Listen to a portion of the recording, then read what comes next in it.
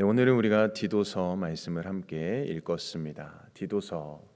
이 디도서는 사도 바울이 자신의 동역자인 디도에게 보낸 편지입니다. 이 디도는 바울과 함께 복음을 전했던 신실한 동역자였습니다.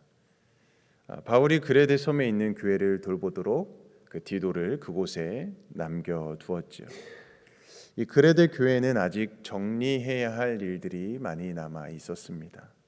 교회의 지도자들도 세워야 했고, 또 거짓 교사들의 잘못된 가르침도 막아야 했던 것입니다. 그래서 바울은 디도에게 먼저 교회의 질서를 바로 세워야 한다, 또 거짓된 가르침을 막아야 되고, 또 성도들에게 무엇보다도 바른 교훈에 합당한 삶을 가르치라라고 권면해 주고 있습니다. 자, 그런 의미에서 디도서는 단순히 무엇을 믿어야 하는지를 가르치는 편지라기보다는 복음을 믿는 사람들이 어떻게 살아가야 할 것인가, 그것을 우리에게 가르쳐 주는 말씀이라고 볼 수 있습니다.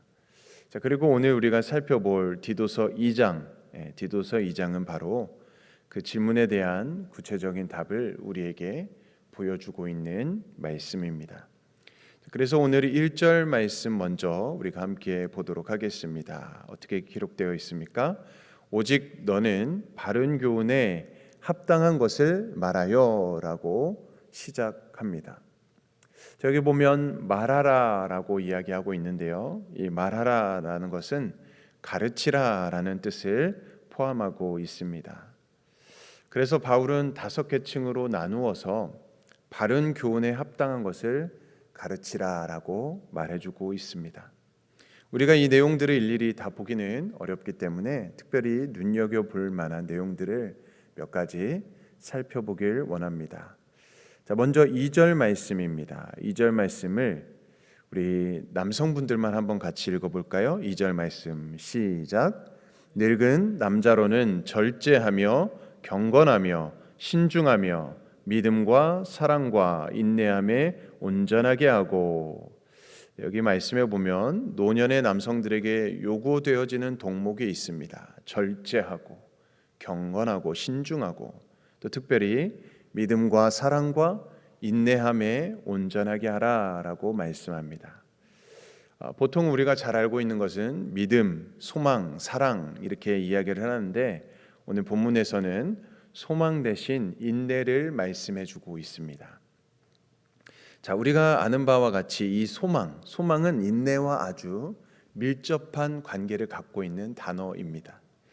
바울이 데살로니가 교회를 칭찬하면서 그들이 보여준 그 믿음, 또 소망, 사랑을 칭찬했는데, 그것을 좀 더 구체적으로 표현해서 믿음의 역사, 사랑의 수고, 또 소망의 인내다라고 말씀을 합니다. 자, 여기서 바로 이 소망의 인내라고 말씀하는 것을 우리가 볼 수 있는 것이죠.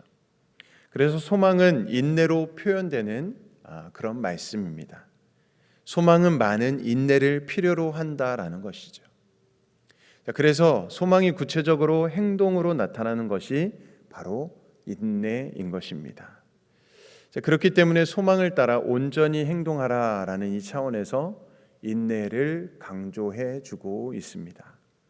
이처럼 바울은 노년의 남성에게 믿음과 사랑과 인내를 온전하게 하라라고 말씀해 주고 있습니다. 자, 그러니까 성화라는 그것은 결국에 신앙의 연수가 깊어져 갈수록 더욱더 완성되어져 가는 것인데, 한 해 한 해가 나이 들어갈수록 우리가 믿음과 또 사랑과 인내가 깊어져 가야 한다라는 것을 말씀해 주는 것이죠. 자, 그러므로 세월이 지날수록 믿음과 사랑과 이 인내를 더욱 온전히 이루는 성숙한 신앙을 소유하는 저와 여러분들이 될 수 있기를 축복합니다. 또 3절 말씀에 보니까요, 노년의 여성에 대한 권면이 나오게 됩니다. 이 3절 말씀은 우리 여성분들만 한번 읽어보겠습니다. 3절 시작. 늙은 여자로는 이와 같이 행실이 거룩하며 모함하지 말며 많은 술의 종이 되지 아니하며 선한 것을 가르치는 자들이 되고. 아멘. 여기 말씀에 보면 거룩한 행실이라고 나오는데요. 이것은 다름 아닌 언행일치를 이야기하는 것입니다. 거룩한 성도는 말과 행동이 일치해야 한다는 것입니다. 아무리 말을 그렇게 그럴듯하게 한다고 해도 행동이 따르지 않으면 아무 소용이 없다라는 것을 말해주고 있습니다. 자, 그러므로 거룩한 삶을 먼저 언행이 일치하는 데에서부터 시작한다라는 사실을 우리들에게 말해주고 있는 것이죠. 자, 또 말씀해 보니까 모함하지 말라라고 말씀합니다. 그러니까 다른 사람을 함부로 헐뜯거나 비방하지 말아야 한다라는 것이죠. 사람들은 대부분 모이게 되면 남 얘기하는 것을 좋아하게 될 것입니다. 그러다 보면 자연스럽게 다른 사람들의 뒷담화를 또 나누게 되기도 합니다. 그것을 우리가 주의하고 경계해야 된다. 모함하지 말라라고 우리에게 권면해주고 있는 것이죠. 심지어 제가 아는 어떤 목사님은 교회의 사적인 모임을 아예 다 없애버리신 그런 분도 계십니다. 교회에서 모이지 말라는 겁니다. 그러니까 물론 예배드리고 함께 교제를 나눌 수는 있지만 사적으로 너무 모이면은 서로 이렇게 비방하고 또 험담하는 말을 할 수도 있기 때문에 아예 그것을 금지한 그런 목사님도 본 적이 있었습니다. 물론 그분의 그 의도는 우리가 무엇인지 알겠죠. 모함하지 말고 헐뜯거나 비방하지 말라라는 뜻이겠죠. 그만큼 그것이 참 중요하다라는 것을 이야기해 줍니다. 자, 특별히 이런 교훈을 노년의 여성들에게 하고 있다라는 사실을 우리는 유의해서 보아야 할 것입니다. 또한 술의 종이 되지 말라라고 말씀하고 있습니다. 당시의 그 문화적인 배경을 보게 되면 나이든 여성들이 술을 즐기는 그런 시대였다라고 합니다. 여성들이 젊어서는 가족을 위해서 헌신하다가 술을 마시거나 이러할 여유도 없겠지요. 자, 그런데 나이가 들어서 좀 여유로워지니까 음주에 빠지곤 하였다고 합니다. 자, 그러다가 아예 술의 노예가 되는 사람들도 속출하게 되는 것이죠. 그래서 바울은 오늘 술의 종이 되지 말라라고 엄히 경계해 주고 있습니다. 자, 그리고 이제 4절 5절 말씀의 내용을 보면 젊은 여자에 관한 권면을 주고 있습니다. 자, 그런데 이 말씀에 보면 디도가 젊은 여자에게 직접 교훈하는 것이 아니라 노년의 여자들에게 젊은 여자들을 교훈하도록 했다라는 것이죠. 자, 이것은 아마도 사람들로부터 괜한 오해를 받지 않기 위함이 의도가 있다라고 봅니다. 무엇보다 젊은 여성들의 또 그 심리와 또 그 상황을 또 잘 이해하지 못하는 디도보다는 그들의 상황을 잘 아는 노년의 여성들로 하여금 권면하도록 하는 것이 더 효과적일 것이기 때문에 그렇게 권면한 것입니다. 자, 이 교훈의 내용들은 주로 가정생활에 관한 것들을 권면해주고 있는데요. 아마도 사회적 활동이 제약이 많았던 그 여인들, 또 주된 일은 가정을 돌보는 일이었기 때문에 이렇게 가정주부로서의 교훈을 주고 있다라고 봅니다. 자, 그런데 5절 마지막에 보면 이렇게 말씀하고 있죠. 이는 하나님의 말씀이 비방을 받지 않게 하려 함이라. 하나님의 말씀이 비방을 받지 않게 하려 함이라 라고 말씀합니다. 자, 이것은 신앙 있는 젊은 여성들이 가정 안에서 남편을 존중하지 않고 자녀들을 잘 양육하지 못할 때, 결과적으로 불신자들로부터 하나님의 말씀이 형편이 없다, 하나님의 말씀이 비방을 받게 되는 그런 모독을 받게 되는 것을 방지하기 위함일 것입니다.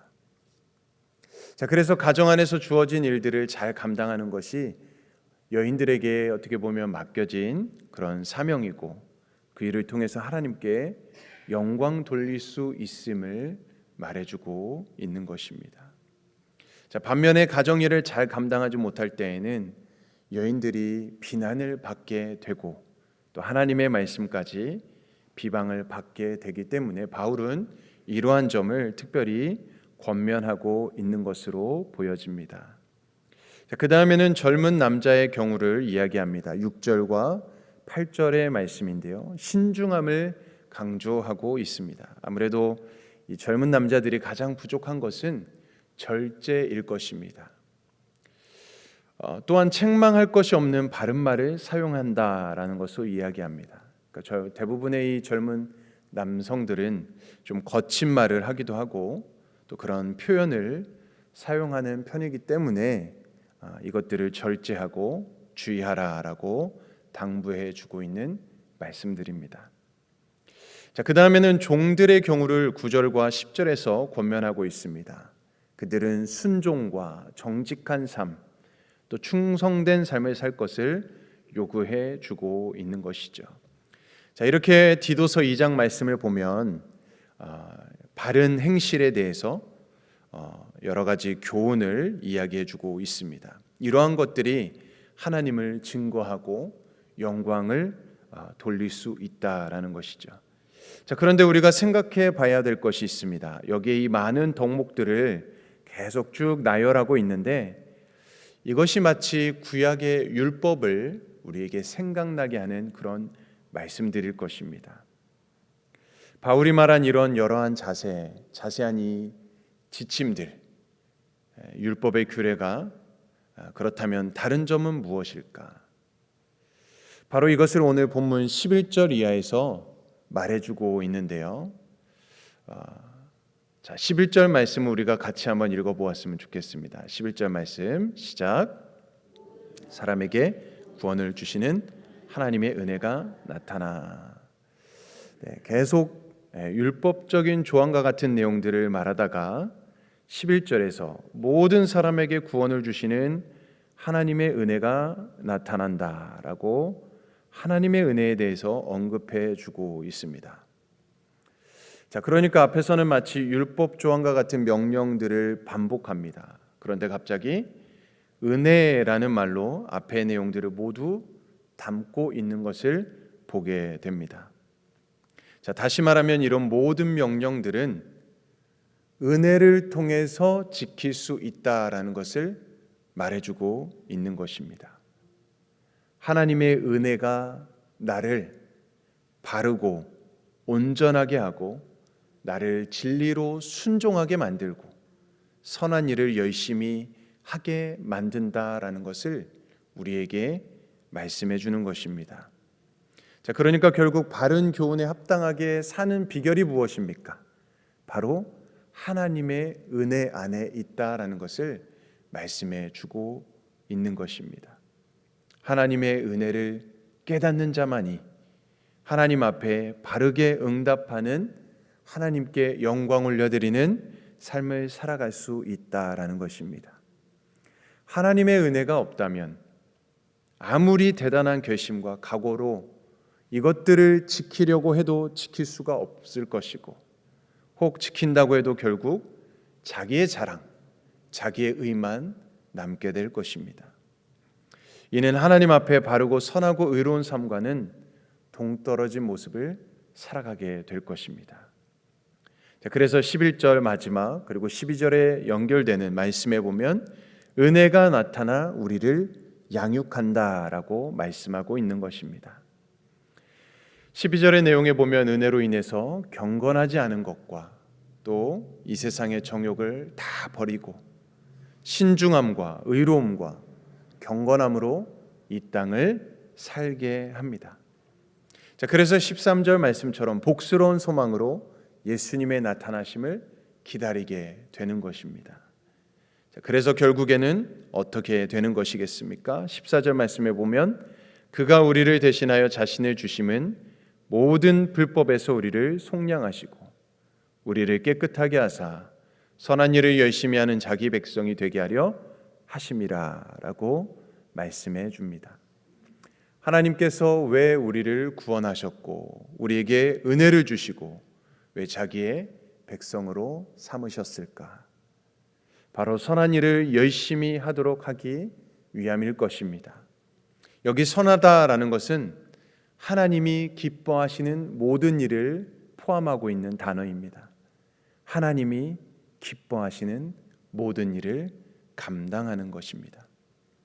또한 열심을 낸다라는 말도 있습니다. 열심을 낸다. 이 말은 다른 사람들이 셈이 나도록 한다라는 재밌는 표현이기도 합니다. 다른 사람이 셈이 나도록 열심히 낸다.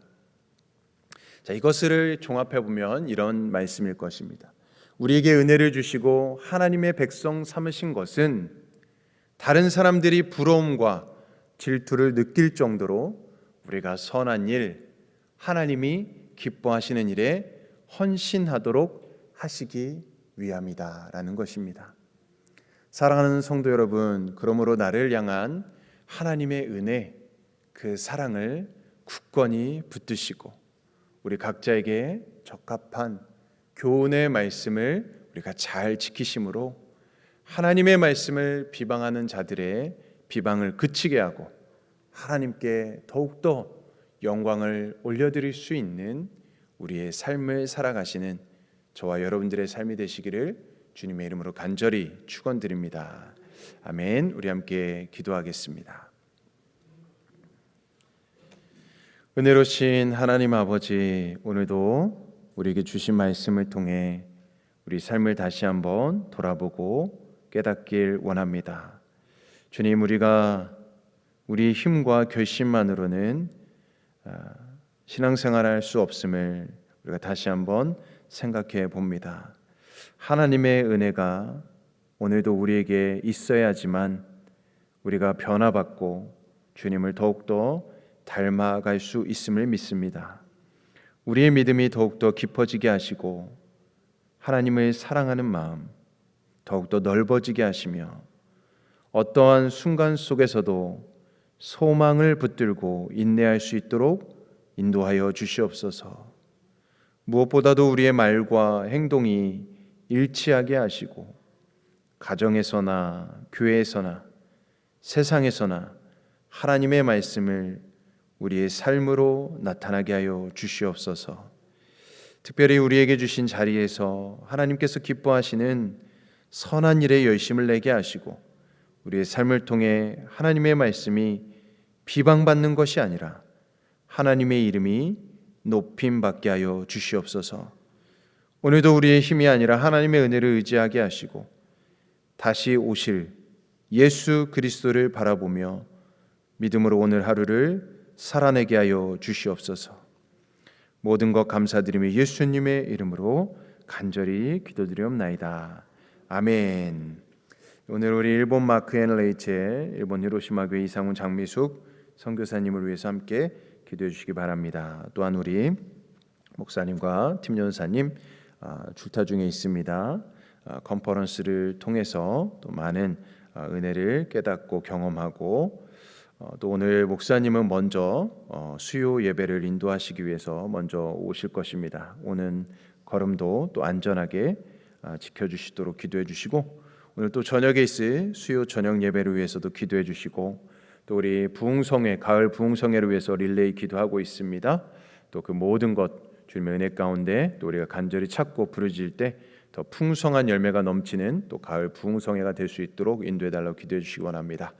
또 오늘 말씀을 기억하며 또 우리 각자 주신 또 우리 기도의 제목을 가지고 우리 함께 주님의 이름 한번 외치며 합심으로 기도하겠습니다.